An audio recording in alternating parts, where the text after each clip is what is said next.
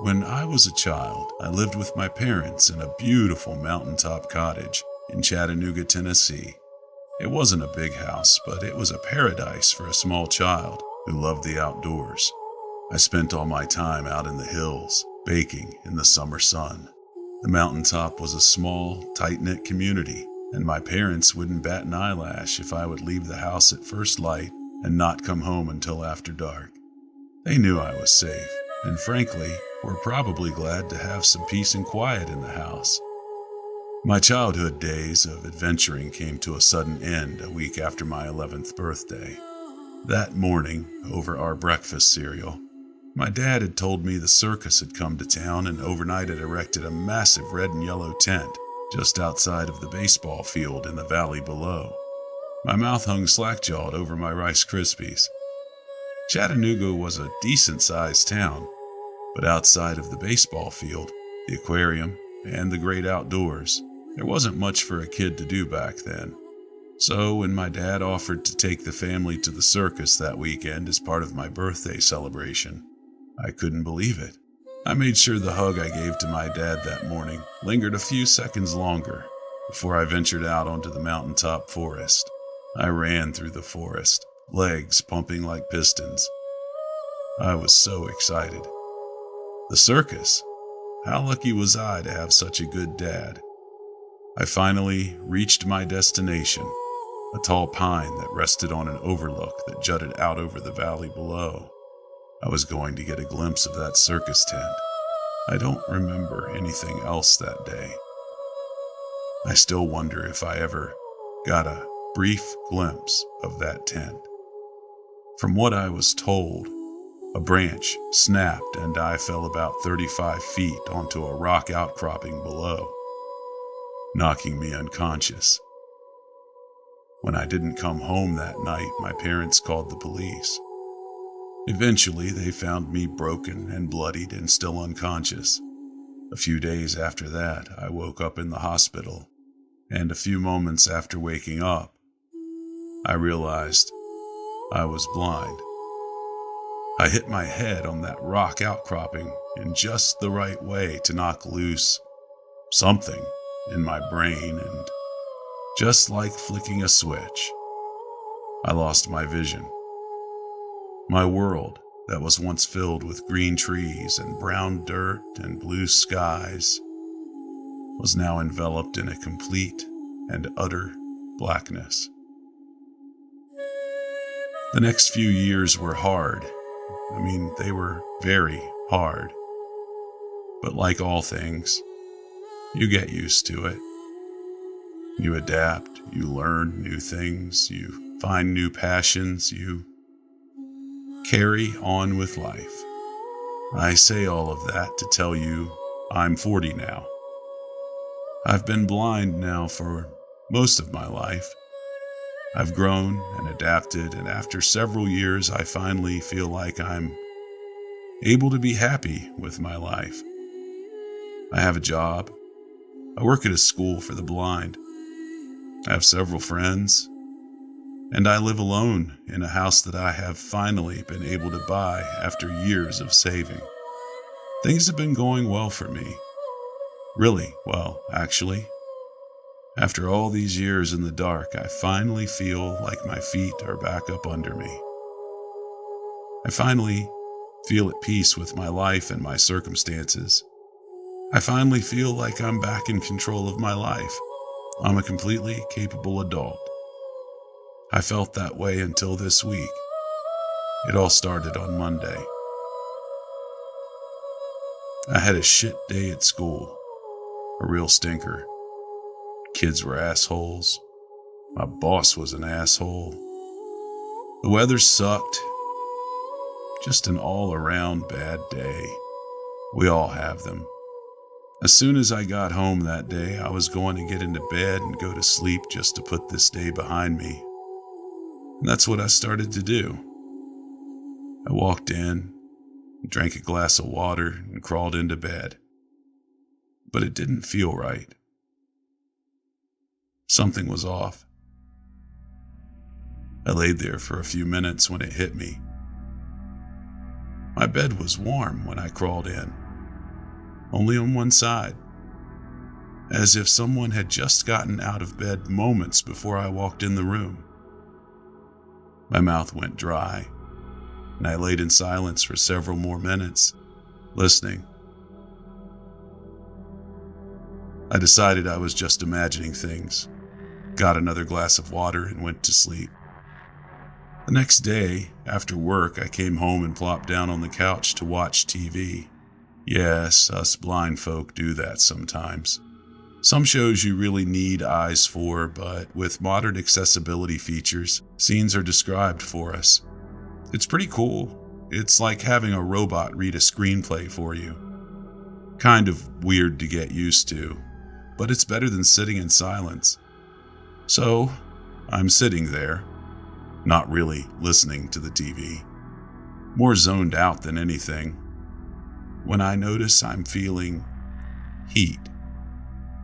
Nothing too intense, just a low, steady heat is coming from my right side. It took me a minute to realize it was heat coming from a lamp on the end table right next to me. I don't turn on lights in my house. Ever. Why would I? I have lamps and light bulbs screwed into their sockets, but I never use them. Friends use them when they come over, but that's about it. I haven't had anyone over at my house for probably a month at this point, and I definitely would have noticed the heat from this lamp before now if it had been on that long. I sit in this spot next to it nearly every day. I turned off the lamp and put it behind me. I didn't have an explanation for it, but why worry myself, right? Full disclosure, besides being blind, I'm also an idiot. I listened to another episode of NCIS, microwaved some dinner, and decided to head off to bed. I left the kitchen, took 4 steps down the hall as usual, turned to walk through my bedroom doorway, and damn near broke my nose on the bedroom door. This is when I got a little bit freaked out. I never close my doors. I'm fucking blind, and I live alone. I don't need the hassle of feeling for a doorknob every time I enter or leave a room. Someone had been in my house. I'm not going to lie to you. I was scared shitless. I haven't been that scared since the day I woke up in that hospital in Chattanooga, knowing my entire life had just been changed. I pulled my cell phone out of my pocket to call 911, but my hands were shaking from the adrenaline, and I dropped it. I heard the phone bounce off the carpet and hit the baseboards of the wall. So I dropped to my hands and knees and started feeling around for it. 5 seconds later, I still hadn't found my phone. Had it bounced further away? I swear I heard it hit the baseboards right at my feet. I slowly expanded my search, crawling my way down the hallway, arms splayed out in front of me, trying to scour as much of the carpeted floor as I could. Nothing. Tears were beginning to well up in my eyes. Lame, I know, but like I said, I was having a shit week and I was really scared, and I sat for a moment, calmed myself, evened my breathing out, and restarted my search. I only had a few square feet of space left to search, just the space in front of the laundry room door and the guest bedroom door. It wasn't a long hallway. I army crawled down the hall, scraping my arms across the carpet, when the very tip of one of my fingers brushed up against a solid object in the middle of the carpet. Finally, I army crawled a few inches more and let my hand fall where I had felt something solid. There was nothing there. Confused, I crawled a few more inches and tried again. Nothing. I crawled a few more inches and reached my hands out again. My right hand fell on something, too big to be a phone. I gently rubbed my hand across its surface. It felt cold and dry, almost fleshy. I realized what it was when it moved out from under my hand. I'd grabbed someone's foot.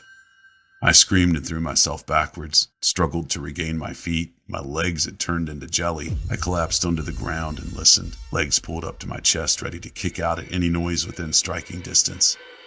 I'm not sure how long I was on the ground. It felt like forever. After a while, I slowly got up to my feet. I stood still and listened to the air. I couldn't hear anything but the wind blowing through the trees in the backyard, the hum of my air conditioner. But I could feel someone staring at me.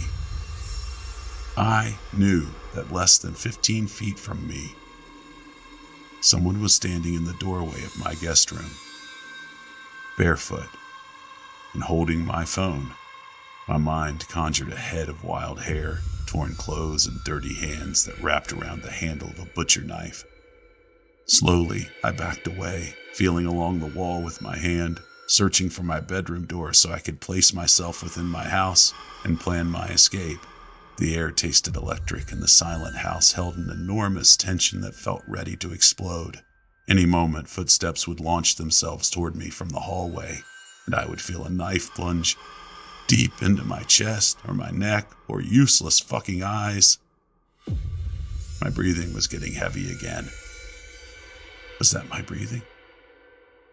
My mind was racing through the possible outcomes, and ears were straining to pick up anything in the silence. Finally, my hand brushed against the door frame of my bedroom. My hand wrapped around the doorknob to steady myself, and I used the next quarter second to formulate a plan in my head. Turn around 180 degrees, take 4 steps. Turn left, take 5 steps. Door should be there. Unlock door, leave house, stand in the middle of the street, and scream my head off until a neighbor or a passerby stops to help me. Solid plan. Just as I was about to turn around to put my plan into action, I felt the doorknob to my room rotate under my hand and pull itself away from me, opening the door. I felt one hot, smelly breath on my face, and I bolted. Turn 180 degrees, take 4 steps, turn left, take 5 steps. I ran into the kitchen island. I was panicking. My strides were longer when I ran. Too bad I'd never sprinted around my house before to learn what this would be like. I reached onto the island and grabbed my knife block and pulled out the first knife I could find. I put my back to the kitchen counter and swung the knife wildly in front of me. I shuffled my way around the kitchen island, feeling my way towards the door, when I felt a finger poke me in the forehead and muffled laughter as I slashed the air wildly around me, inching closer and closer to the door. I found the doorknob and I pulled the door. It was locked. Fuck, I'd forgotten about that. It wasn't a problem though, but it delayed my exit by another 2 seconds. Just long enough to hear a knife slide out of the knife block on the kitchen island. I exploded out of that house and ran into the street screaming.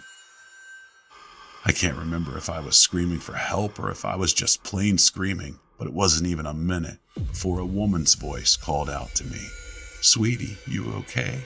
Sweetie, it's okay. Drop the knife. It's okay. I can help you." The woman sounded like she'd smoked about 3 packs of Marlboros, or her throat was filled with gravel. "It's okay. Shh," she cooed at me. I lowered the knife and listened to the woman as she approached. Now, I've been blind for nearly 30 years. I know what things sound like. I can tell what kind of cars are on the road by the sound of their tires. I can pick out and isolate specific sounds in a loud room. I know what it sounds like when people walk with shoes or sandals or boots or bare feet. This woman, walking towards me, had bare feet. I started screaming again, slashing the knife wildly in all directions, and I heard the woman scamper off back towards my house. In the end, one of my neighbors called the police, not about my situation, but because there was a total psycho screaming and waving a knife wildly in the street outside her house. I don't blame her. Either way, it got the police here. They found 2 people in my house. They had been living in the guest room. I probably would have found them in there if I ever went in there. The police said they'd probably been in there for about 2 weeks. A couple of meth heads looking for a place to squat and figured they could just live in the house of the blind guy as long as they were quiet, and they wouldn't have any issues then. I guess they just figured I would think my house was haunted or something. It makes me sick knowing these people were in there for so long, watching me from dark corners and laying in my bed.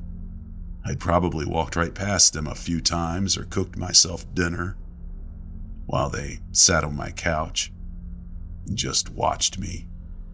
Before I hit the post button on this, there is one more thing that I'm still a bit worried about.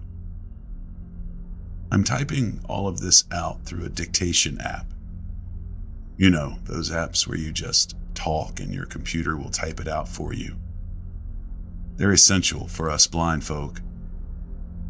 Anyway, I'm sitting here in my room, talking this thing out. And I swear to God, in the breaks when I stop to think, those little pockets of time where my house returns to that deathly silence of a few nights ago,